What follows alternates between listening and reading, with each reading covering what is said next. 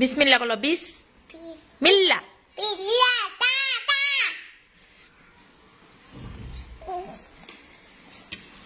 বলো। মিল্লা।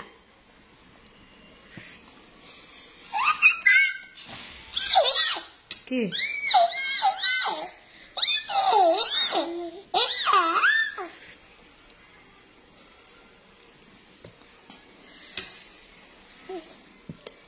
যমজ সন্তান লালন পালন করা যে কতটা কষ্টের এবং কঠিন সেটা তারাই বোঝে যাদেরকে আল্লাহ খুশি হয়ে যমজ সন্তান দান করেছে।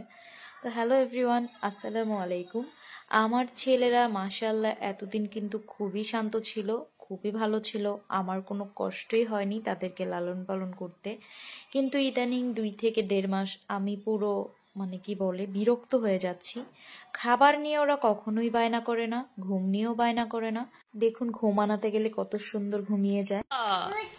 ওই যে কি দিব, কাঁথা দিব, কি দিব, কথা বালিশ নিবা না? বালিশ নেও, তুমি বালিশ নেও। শো এভাবে, শো এভাবে। ইন্না শো কি দিব, কাঁথা দিব। লা হুম্মা বিস মিকা আমুতু ওয়া আহিয়া আল্লাহ লা বিস মিকা আমুতু ওয়া আহিয়া আহিয়া। বলো জুয়াইরিয়া, বলো জুয়াইরিয়া।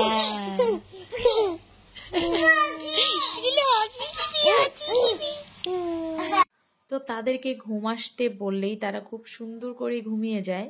তারপর আমি চলে আসি রান্না করতে। তো আমার ছেলেরা মাশাআল্লাহ সব কথাই শুনে, সব দিক দিয়ে পারফেক্ট। সমস্যা শুরু হচ্ছে কিছুদিন যাবত, কারণ আমার জারিফ একটু চুপচাপ স্বভাবের এবং ও খুবই শান্ত। আমার জাবের হচ্ছে খুবই কি বলে, আপনারা তো ভিডিওর ভিতরে দেখতেই পারেন, ও খুবই চঞ্চল।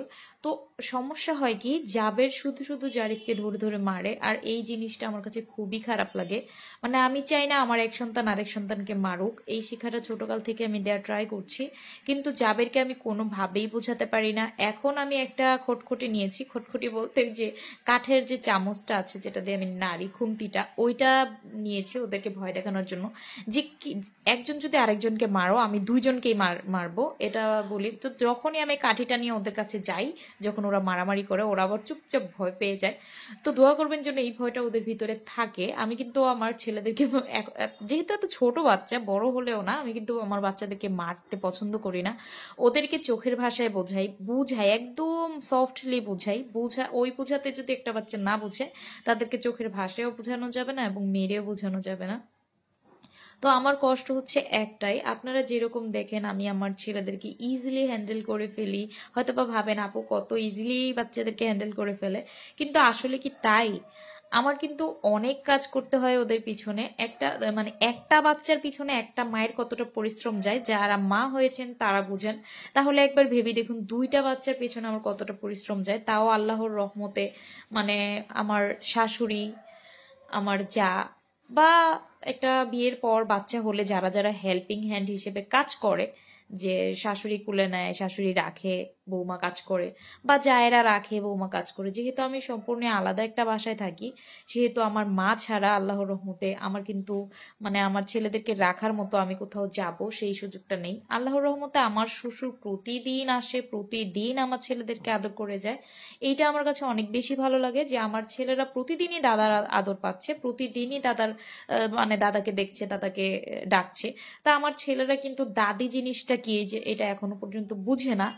আমি ইজিলি বলছি ভিডিওতে, আগে কখনোই এটা বলিনি। তো দাদি জিনিসটা কি আমার ছেলেরা কিন্তু কখনোই বুঝে না। তো দাদাই বুঝে, দাদা ডাকে, মানে দাদি বলতে যে একটা আত্মীয় আছে বা দাদি যে একটা রিলেটিভের ভিতরে পড়ে, এই জিনিসটা আমার ছেলেরা বুঝে না, কারণ আমার ছেলেরা দাদিকে দেখেনি। দেখেছে হাতে গোনা হয়তো বা 3 থেকে 4 দিন আমার ছেলেদের 19 মাস বয়সে। তো থাক, যাই হোক, আমার ছেলেরা আলহামদুলিল্লাহ এখন মানে সব খাবার সুন্দর মতো খেয়ে ফেলে, সুন্দর মতো ঘুমায়। কিন্তু সমস্যা হচ্ছে ওরা এখন মারামারি করে, আর আপনারা দোয়া করবেন যেন আমার ছেলেরা মারামারিটা না করে। তো ওদেরকে আমি দুধ দিয়ে ভাত মাখিয়ে সুন্দর করে খাইয়ে দিলাম। তো খাওয়ার পর জাবের বলছিল নাই নাই, তো আমার ছেলেরা সবসময় খাওয়া শেষ করে সুন্দর করে বলে নাই, তারপর আমি তাদেরকে আলহামদুলিল্লাহ বলাই। আর বাচ্চাদেরকে সবসময় এই বেসিক জিনিসগুলো শেখাতেই হবে। খাওয়ার আগে আমি তাদেরকে বিসমিল্লাহ বলাই, খাওয়ার পরে তাদেরকে আমি আলহামদুলিল্লাহ বলাই। তারপর হচ্ছে আপনার ঘুমানোর আগে তাদেরকে দোয়া পড়াই, ঘুমানোর দোয়া। তারপর ঘুম থেকে ওঠার পর তাদেরকে ঘুম থেকে ওঠার পর যে দোয়াটা পড়তে হয় সেই দোয়াটা পড়াই। তো এগুলো বাচ্চাদেরকে সবসময় শেখাবেন। তারপর আমি পার্সেলগুলো রেডি করে নিলাম। পার্সেলগুলো রেডি করে জারিফের পিছনের চুলগুলো অনেক বড় হয়ে গিয়েছিল, সামনের চুলগুলো কাটতে চাচ্ছিলাম না, তো তাকে বসিয়ে আমি সুন্দর করে চুলগুলো কেটে দিচ্ছিলাম। তো দেখুন পুতুলটা একদম পুতুলের মতোই বসে আছে। ওকে আমি ঘাড় বাঁকাতে বলছি, ও সুন্দর ঘাড় বাঁকাচ্ছে। ওকে আমি মাথা নিচে করতে বলছি, ও সুন্দর মাথা নিচে করছে। মানে ও যেভাবে আছে ও সেভাবেই আছে। একটা বাচ্চাকে আপনারা যদি কখনো সেলুনে চুল কাটতে নেন কতটা পরিমাণ দাপাদাপি পারাপারি করতে হয় জানেনই তো। তা আমি তাকে ঘরে চুল কেটে দিচ্ছি, আর আমি আমার বাচ্চাদেরকে এখনো পর্যন্ত সেলুনে নেই নে। আমার জাবেরকে আমার আব্বু একদিন সেলুনে নিয়ে গেছিল, এই জন্য আব্বুকে অনেক বকাও দিয়েছি। তো সামনের চুলগুলো আমি কাটলাম না, পিছনের চুলগুলো জাস্ট একটু সাইজ করে দিলাম। তো আমি যেভাবে কেটেছি এভাবে কিন্তু রাখিনি, আরো মানে পরে আবার আরো সাইজ করেছি, এটা পরে আমি দেখাবো নি। তো জারিফের চুল কাটা শেষ হলে আমি সুন্দর করে জামাটাকে সরিয়ে দিলাম, আর আমার বাবাটা চুপ করে বসে থাকতে থাকতে তার ঘুমই চলে আসছে। আলহামদুলিল্লাহ আমার জারিফটা অনেক বেশি চুপচাপ, ও ওর বাবার মতো হবে, মানে চুপচাপ থাকবে সব সময়। আর মাঝখানে মানে যেখানে কথা বলা দরকার সেখানে কথা বলবে, আর 10টার জায়গায় একটা বলবে, শেষ। তারপর আমার শ্বশুর চলে আসলো তাদের জন্য পুরি নিয়ে। আমার শ্বশুর ফোন দিয়েছিল যে কি খাবা, পুরি খাবা নাকি কি খাবা। আমি বললাম যে আচ্ছা নিয়ে আসেন। আমার শ্বশুর আসার আগে আমাকে ফোন দিয়ে আসে যে কি নিয়ে আসবো। সকালবেলা পরোটা এনে দিয়ে গিয়েছিল 2টা, আর বিকেলবেলা আবার এই যে পুরি নিয়ে আসছে আমার ছেলেদের জন্য। জারিফ যাবে খুব সুন্দর করে পুরি খাচ্ছিল, আর আমি যে ভর্তা এনেছিল আব্বু পুরির সাথে, কি যেন একটা সর্ষে বাটা নাকি কি জানি, ওইটা দিয়ে সুন্দর করে মাখিয়ে পুরি খেয়ে নিলাম। আর আমার জারিফ জাবের এখানে খাচ্ছে। আমি ডাইনিং টেবিলে প্লেট রাখার জন্য এই যে কুশি কাটার সুতা দিয়ে এরকম করে মানে গোল করে একটা ম্যাট বানিয়ে নিচ্ছিলাম, কি বলে এটাকে আমি জানি না। তো এই তো আজকে এতটুকু পর্যন্ত এক বর্ষা থেকে বানালাম, কালকে পুরোটা কমপ্লিট করব। তো জুয়ের বাবাকে বলেছিলাম যে যদি ফ্রি থাকো বা দোকানে পোলাপেন থাকে তাহলে একটা শর্মা পাঠিও। তো জুয়ের বাবা বললো একটা তুমি খাবা, একটা আমার ছেলেরা কি খাবে। তো আমি আবার বললাম যে তোমার ছেলেদেরকে তো আমি গণাতেই ধরি নাই, মানে আমার মনেই নেই যে ওরাও শর্মা খেতে পারবে। তো মাশাআল্লাহ আলহামদুলিল্লাহ আমার ছেলেরা আমাদের সাথে সব খাবারই শেয়ার করে।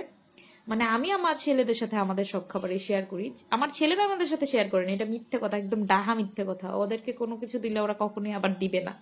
তো শর্মা দেখে জারিফ জাবের অনেক খুশি, তো আমি একটা খুলে আমি নিজে খেয়েছি, আর আরেকটা খুলে সুন্দর করে জারিফ আর জাবেরকে খাইয়ে দিচ্ছি।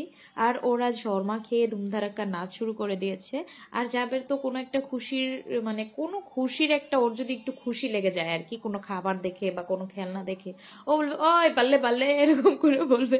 তো এই জিনিসটা আমার কাছে অনেক বেশি সুন্দর লাগে।